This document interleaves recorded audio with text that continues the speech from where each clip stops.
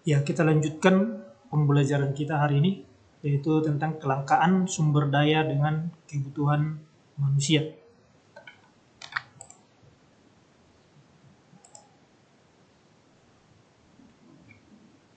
Inti masalah ekonomi adalah bagaimana manusia memenuhi kebutuhannya yang tidak terbatas dengan alat atau benda pemuas kebutuhan.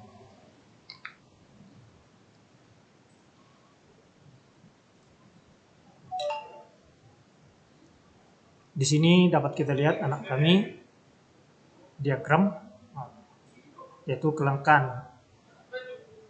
Kenapa kebutuhan manusia itu tidak dapat dipenuhi? Karena kelangkaan. Kelangkaan itu dikarenakan sumber daya alam yang terbatas. Yang kedua, karena rusaknya sumber daya akibat ulah manusia. Yang ketiga, terbatasnya kemampuan manusia untuk mengelola sumber daya alam. Dan yang keempat, kebutuhan manusia meningkat dengan cepat. Minggu yang lalu, Bapak sudah memberikan tugas, yaitu faktor-faktor terjadinya kelangkaan. Inilah jawabannya. Jadi bagi anak didik kami yang memiliki jawaban yang salah, silakan diperbaiki.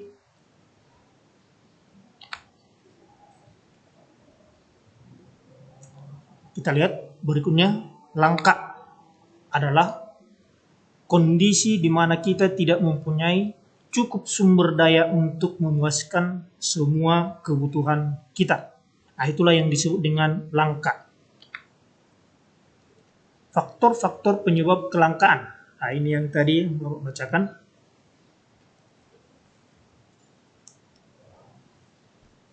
Ini silakan nanti anak didik kami yang menulis di buku tulisnya sendiri. Sampai 4 tadi, faktor-faktor penyebab kelangkaan. Ini yang ketiga. Yang keempat.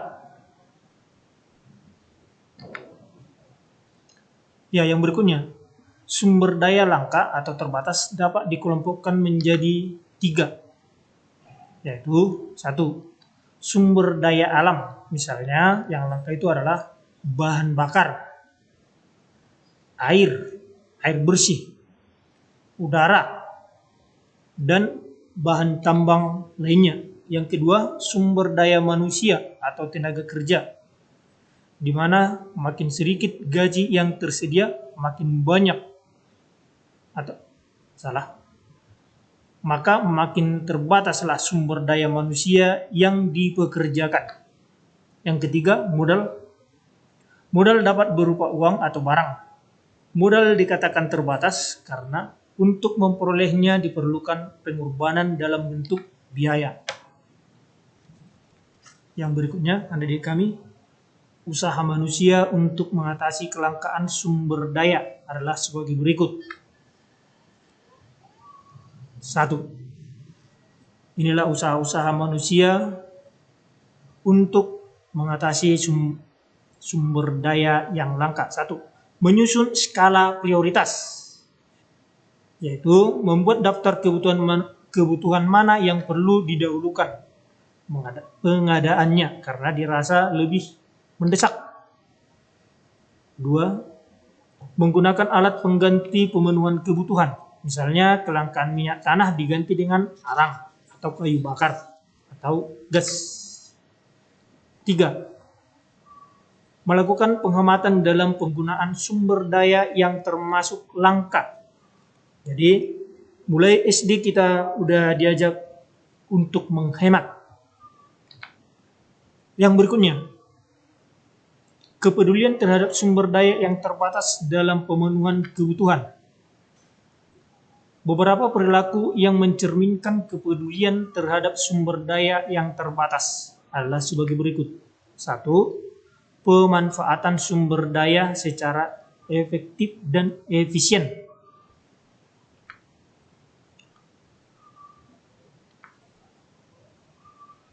Jadi, pemanfaatan sumber daya yang efektif dan efisien itu berupa A. Mengubah bentuk benda untuk meningkatkan nilai hasil. Jadi merubah bentuk benda itu dapat dirubah, itu akan meningkatkan nilai hasil. Kita misalkan tebu diubah menjadi gula. Itu adalah salah satu contoh yang efektif dan efisien. Bagian B, mengkombinasikan kegunaan benda, misalnya coklat yang dicampur gula dan susu. Nah, itu mengkombinasikan. C, memperbaiki barang yang rusak, misalnya mengelem buku yang rusak. D, mendaur ulang barang bekas untuk dijadikan barang yang bernilai guna. Misalnya botol kemasan air mineral diubah menjadi cup, lampu, atau hiasan dinding. Bagian E, mengadakan tebang pilih dalam pemanfaatan hasil hutan dan mengadakan reboisasi. Misalnya menebang pohon dengan diameter tertentu, bukan asal menebang.